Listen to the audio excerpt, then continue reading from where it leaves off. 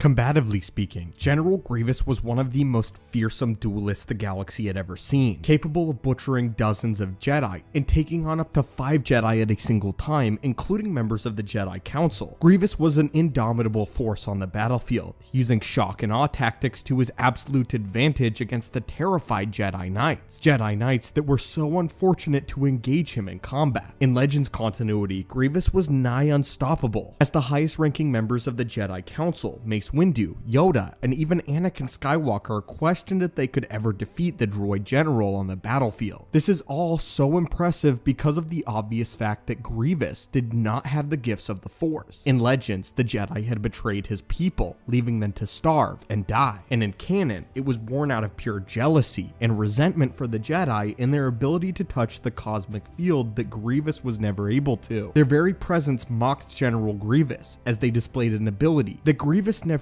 could.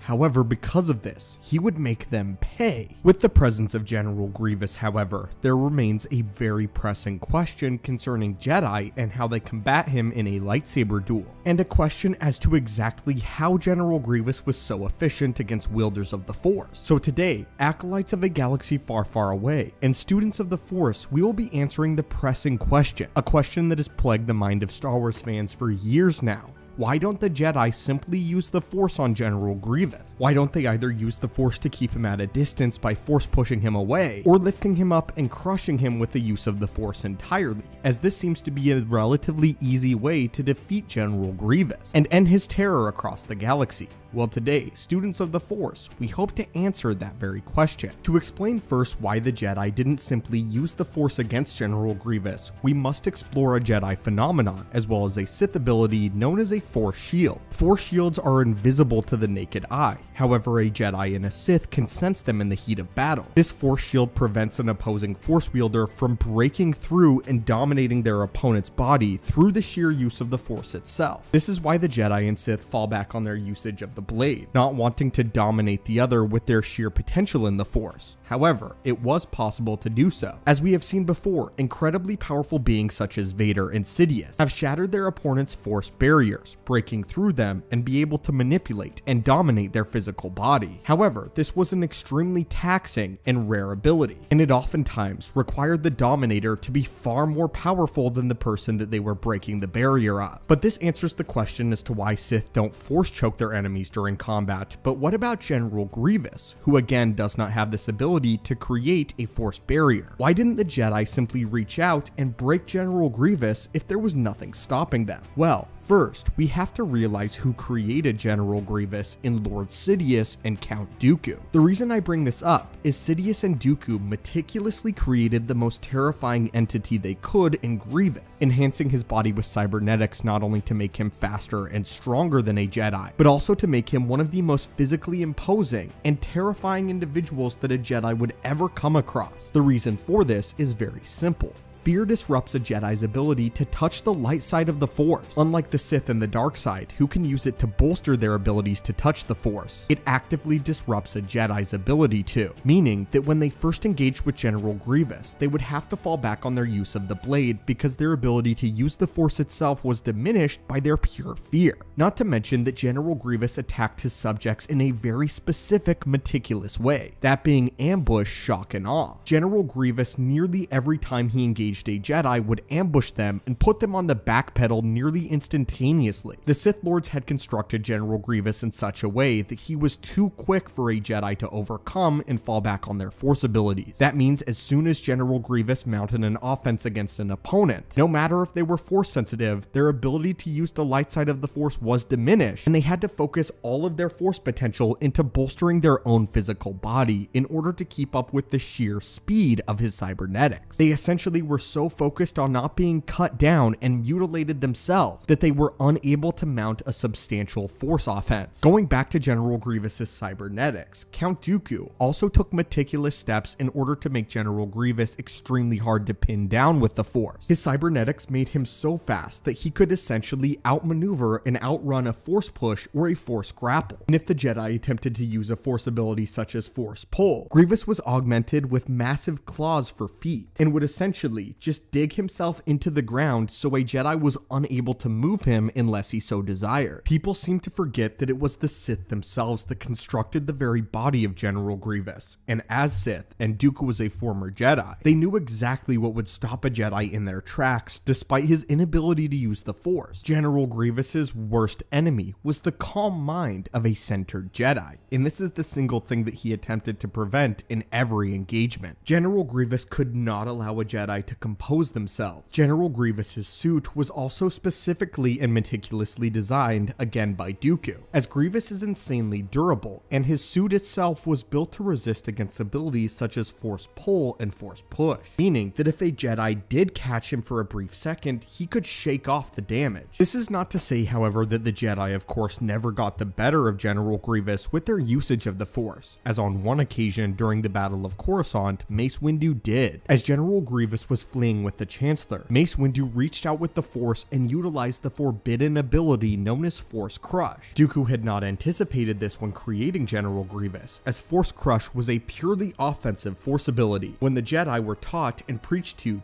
only use the Force for defense, which is what Grievous was designed to counter. So when Mace Windu reached out and used Force Crush, essentially using the Force itself as an offensive weapon, Grievous, and as a result Dooku, were completely caught off guard. Going a little bit further, another one of the major reasons that Obi-Wan Kenobi had a big advantage over General Grievous during their duel on Utapau was that it was not General Grievous that caught the Jedi off guard. Instead, it was the Master of Negotiation surprising Grievous. Grievous was not ready to mount an offense. Not to mention, Obi-Wan Kenobi was not afraid of General Grievous because he had engaged him so many times. Not to mention that Obi-Wan was expecting a duel when Grievous was not. And despite all of his efforts to intimidate and strike fear within the heart of Obi-Wan Kenobi, for the Master of Negotiation, this meant nothing. Obi-Wan was able to center his mind completely, rely on his use of the Force, and therefore contended with Grievous perfectly. This shows on behalf of the Jedi that they were beginning to figure out General Grievous by the end of the Clone Wars, in Mace Windu and Obi-Wan specifically, and that General Grievous's time in the Star Wars galaxy would be short following this. As he ravaged the Jedi for years, the Jedi did in fact adapt over time, and it makes sense that in the end, this would be the time period in which General Grievous would perish. But anyway, my friends, what are your personal thoughts on this? What are your thoughts on General Grievous? What are your thoughts on why the Jedi did not use the Force against General Grievous when given the opportunity? And what are your thoughts on why Count Dooku developed General Grievous and implemented his cybernetics in such a way that would actively disrupt the Jedi's abilities to use the Force? In your opinion, is this a good explanation?